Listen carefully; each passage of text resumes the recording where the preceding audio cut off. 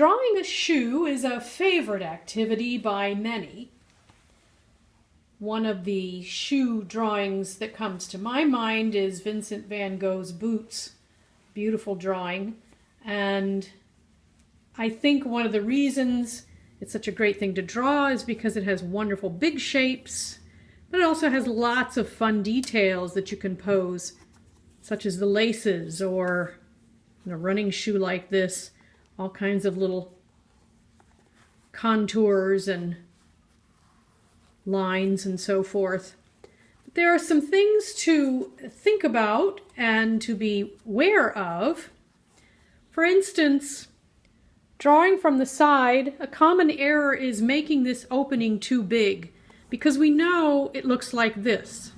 So even though we don't see that large an opening from this angle, because we know it's there, we tend to draw it that way.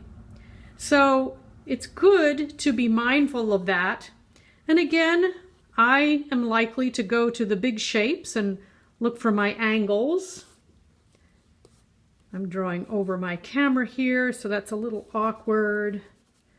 But anyway, we have the roundness for the toe there. We have the heel here. Come up. And we have the tongue. And that opening will be fairly shallow, looking at it this way. So sometimes what I do is I intentionally draw it smaller than I think it should be, and then that turns out to be just about right. Another thing to watch is the back here. It's actually squared off, so it's not rounded. So here I have the opening, and all I'm seeing the tongue up there. I'm seeing just a little bit of that side, not much. So that's not going to be my main focus probably in drawing. I just want to make sure it's believable. And there's a little bit of tone in there because it's a deep well, so it's in shadow. And then the same is true of this area. It's easy to get. We know it's wide because it goes across the foot, but from this angle you don't see that full shape. You see a side angle. You don't see a lot of the detail of the laces.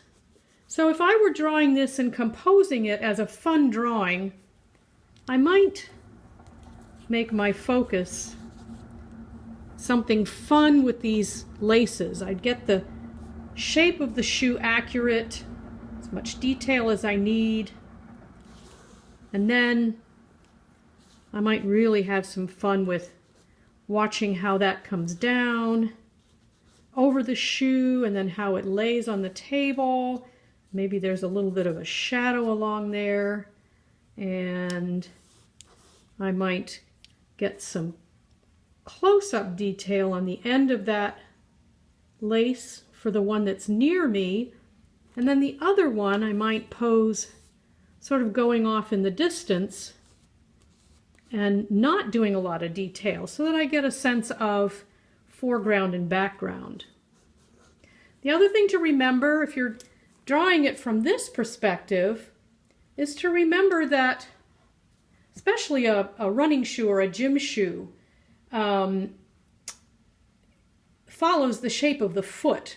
In the past, women have had shoes that are very, very pointed, which does not mirror the shape of the foot, and I'm not sure how healthy that has been. I don't wear those kind of shoes anymore because I don't think they help my feet. But a little refresher course of the anatomy of the foot, and actually I should take off my other shoe because this shows the left foot. There's a slope here, and the widest point is right about there. I guess you can translate that. So it's not, the shoe shape, that top shape, is not going to be perfectly round. It's going to be rounded there, and then it's going to come out a little ways to accommodate the foot. And then the arch, of course, is in here, which on this right shoe would be right in here. So we would want to accommodate that as well. And then continue just following the same basic, looking for big shapes, getting the big shapes first before you put that wonderful N in. I know that's tempting, but you'd want to make sure that you got the area between here and here correct before you went in for that detail.